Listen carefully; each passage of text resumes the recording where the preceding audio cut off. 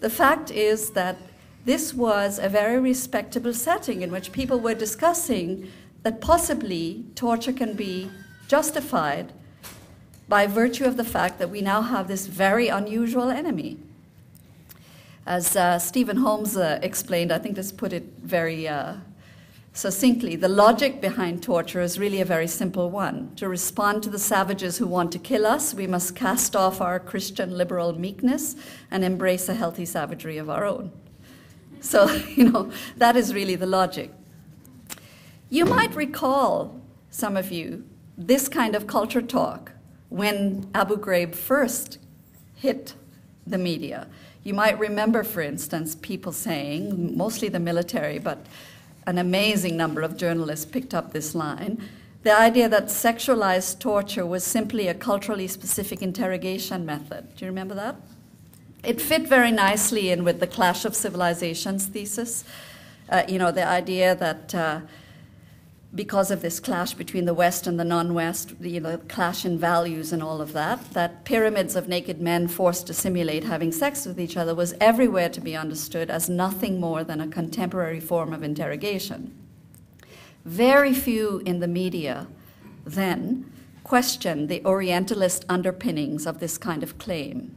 The idea that unlike us, they are sexually repressed, homophobic, and misogynist, and so they will crack in sexualized situations, so that's why we do it. Now, this clash of civilizations approach, which I know many of you in this room, when you first heard it, would have just said, what, are they kidding? But in fact, this received a lot of play. Through the idea of cultural difference, sexualized torture became something much more generic. It became torture for the purpose of eliciting information, and ultimately it became not torture at all, just an interrogation method.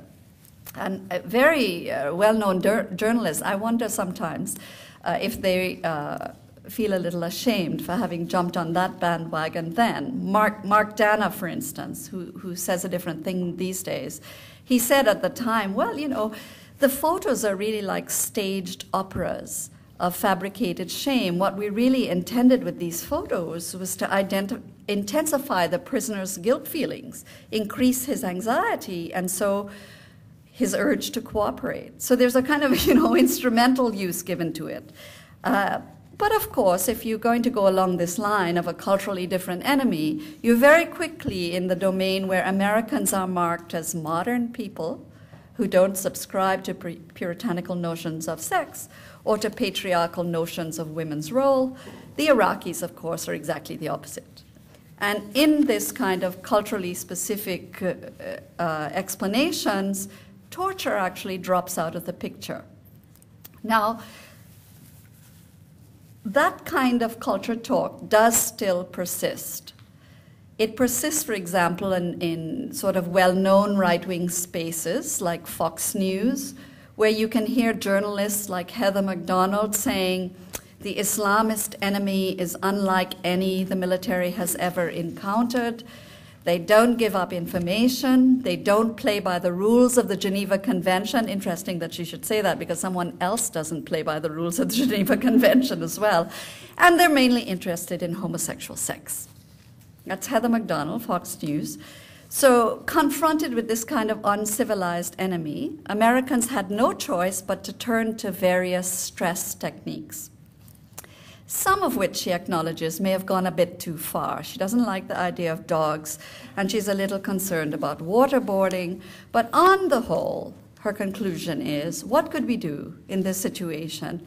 And at least we don't gas people like the Nazis did. That's a very interesting thing to have crept into the conversation. The story you tell of torture, as I said, is productive. It's not innocent, as I think Elaine Scarry pointed this out many, many years ago, 40 years ago or something, 30 years ago now.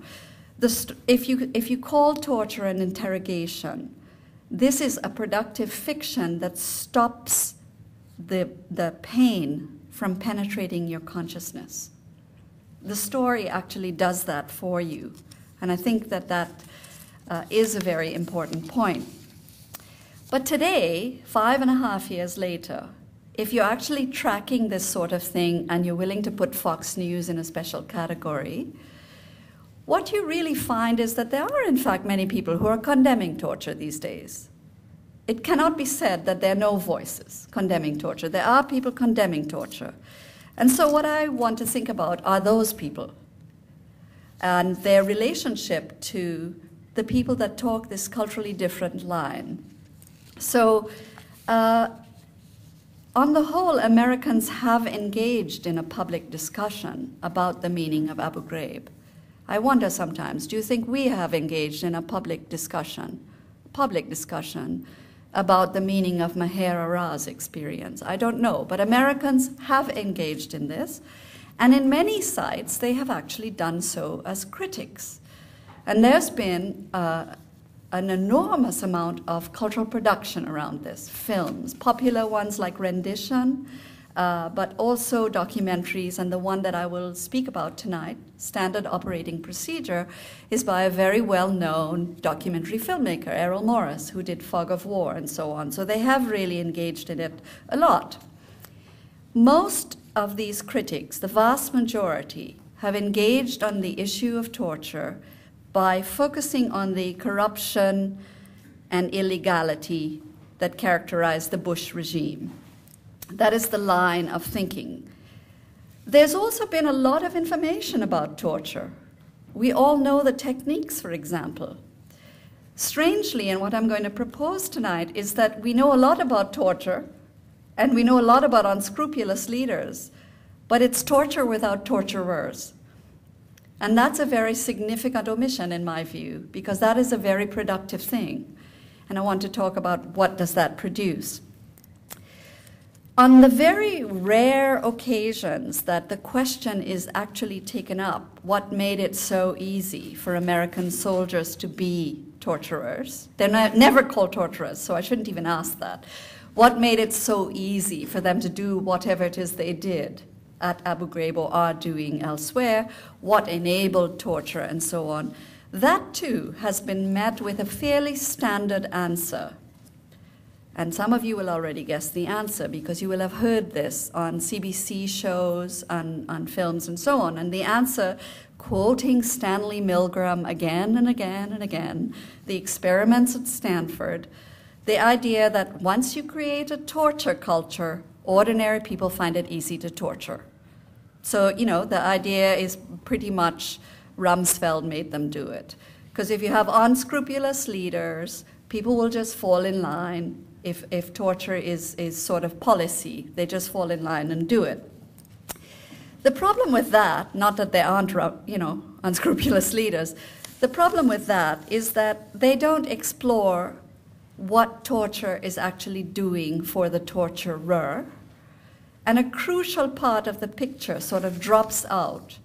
We very seldom hear the voices of the tortured, of course. And recently, for instance, there's been a bit of that with the report from the Red Cross. But really, we just very seldom hear that. So when Americans propose, as Mark Dana said recently, Americans simply must confront the fact that torture is a toxic fact that's polluting our moral life. We have to figure out what this is. Then they very rarely mean that we have to think about the role of these ordinary soldiers in torture. So, following many other scholars, I'm not the only person to be worried about this. What I want to ask, by focusing on the ordinary people who tortured, and mostly by focusing on our response to the ordinary people who tortured, since we seem to know what our response is to Rumsfeld and company, I want to focus on how is a moral community constituted by these stories. You know, other scholars, recently Richard Wiseman himself drawing on other scholars, asked, how do the stories make us feel? And my question to you tonight is, how do the critical stories about torture make us feel? What do they make us confront? And I would argue that they turn our gaze away from the tortured themselves, and they take us a very long way from confronting the fact that some people are tortured and others are not. A routine, everyday fact of our world.